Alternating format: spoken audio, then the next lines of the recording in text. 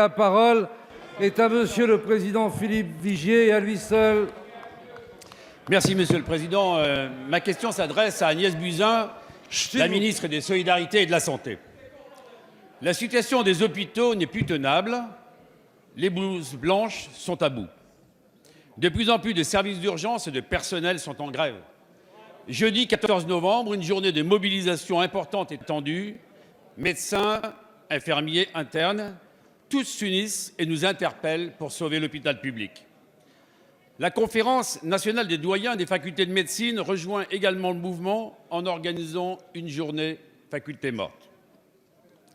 Chacun sait que ce ministère vit une situation difficile, mais ça fait 30 mois, Madame la ministre, que vous êtes aux responsabilités et 30 mois que la situation s'aggrave. Les solutions ne sont pas simples, mais les moyens clairement insuffisants. Et ce n'est pas le budget de la sécurité sociale que nous venons de voter qui va nous permettre d'envisager l'avenir de l'hôpital public avec sérénité. Les 750 millions d'euros annoncés lors du pacte de refondation des urgences en septembre ne sont que de redéploiement des crédits existants. Et nous sommes toujours dans l'attente d'un numéro unique d'appel d'urgence généralisé sur l'ensemble du territoire. Au-delà du plan Ma Santé 2022, au-delà du virage ambulatoire que nous encourageons tous, on doit répondre à l'appel des personnels hospitaliers engagés quotidiennement qui nous disent qu'ils n'en peuvent plus et qu'ils craignent pour leur sécurité et celle de leurs patients. Un plan avait été annoncé pour novembre, nous y sommes. Quelles mesures concrètes vont être prises? Comment allez-vous les financer? Et puisque l'effacement de la dette des hôpitaux n'est pas à l'ordre du jour, allez-vous augmenter les moyens des hôpitaux et revaloriser les carrières? Madame la ministre, c'est de l'avenir de l'hôpital public dont il s'agit. Je vous remercie. Merci, Monsieur le Président. La parole est à Monsieur le Premier ministre. Monsieur le Président, Mesdames et Messieurs les députés, Monsieur le député Vigier, Madame la ministre de la Santé est retenue au Sénat pour la présentation du projet de loi de financement de la Sécurité sociale. Je vais donc répondre à sa place, mais je suis heureux de le faire car je ne méconnais en rien la sensibilité et le caractère très délicat du sujet relatif à l'hôpital public que vous venez d'évoquer. Notre hôpital public va mal et ceux qui le font vivre souffrent et le disent. Et quand ils le disent, il faut les entendre car ils ne feignent pas. Ils le disent sincèrement, directement. Les causes, monsieur le député, de cette difficulté que connaît l'hôpital public, vous les connaissez. Au fond, nous les connaissons tous. Elles sont multiples. Elles tiennent, vous le savez, à une régulation budgétaire qui a été extrêmement rude dans les 10 dernières années. Vous le savez parfaitement.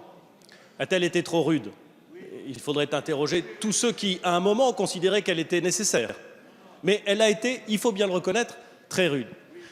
Aux difficultés de recrutement, lesquelles peuvent parfois être les conséquences, par exemple, de la très faible formation, ou plus exactement l'insuffisante formation de médecins pendant de très longues années, qui nous a d'ailleurs conduit, vous le savez, à revenir sur le numerus clausus, parce que nous pensons que dans les années qui viennent, former plus de médecins est une nécessité.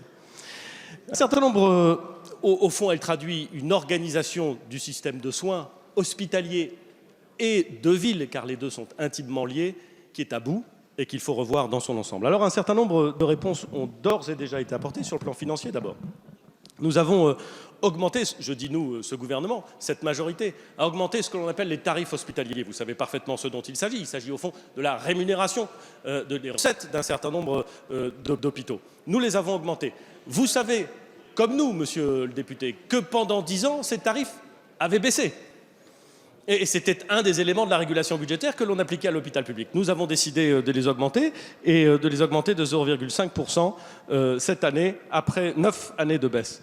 De 2014 à 2017, l'ONDAM des établissements de santé avait toujours été inférieur à 2%. Nous l'avons relevé assez nettement et nous nous sommes placés sur une trajectoire qui a d'ailleurs été corrigée l'année dernière et qui est supérieure.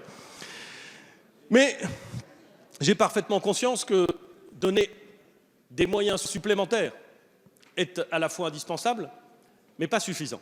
C'est la raison pour laquelle la ministre de la Santé, l'ensemble du gouvernement, s'est engagé sur des réformes de fond. C'est Ma Santé 2022, dont vous observerez, monsieur le député, que les professionnels de santé reconnaissent eux-mêmes que le passage d'une tarification à l'acte pour l'hôpital public à une tarification en partie sur la pertinence de soins est extrêmement bienvenu. Beaucoup d'ailleurs l'a demandé sans obtenir quoi que ce soit pendant longtemps. Nous nous lançons dans cette opération.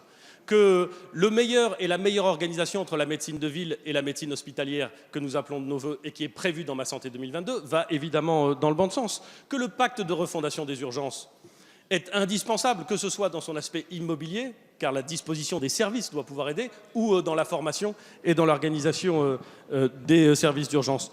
Et j'ai déjà cité la suppression du numerus clausus. Aujourd'hui, même si la direction générale que nous avons fixée nous paraît la bonne, il y a une question de transition, il y a une question d'urgence. Nous voulons la régler. C'est la raison pour laquelle nous nous sommes engagés à un certain nombre de mesures qui traiteront de l'attractivité des carrières. Ça fera partie du plan hôpital qui sera annoncé prochainement, qui traitera de l'investissement, car nous savons que la régulation budgétaire dans le monde hospitalier a conduit à une diminution de l'investissement, pas simplement de l'investissement immobilier, de l'investissement dans des matériels de soins, dans des équipements qui sont indispensables pour continuer à faire de la médecine d'excellente qualité, comme nous aspirons tous à la préserver dans l'hôpital public, qu'un certain nombre de moyens supplémentaires seront nécessaires. Nous nous y sommes engagés, nous sommes en train de travailler avec l'ensemble des professions et avec un certain nombre d'acteurs du monde hospitalier à définir avec précision ce plan. Le moment venu, et ce moment interviendra prochainement, nous aurons l'occasion de montrer l'ensemble et de présenter l'ensemble des mesures que nous entendons prendre. Ce moment arrive, monsieur le député. Je suis heureux qu'à l'occasion de ces annonces, nous puissions discuter d'une richesse commune et d'un sujet commun, l'hôpital public. Merci, Monsieur le Premier ministre.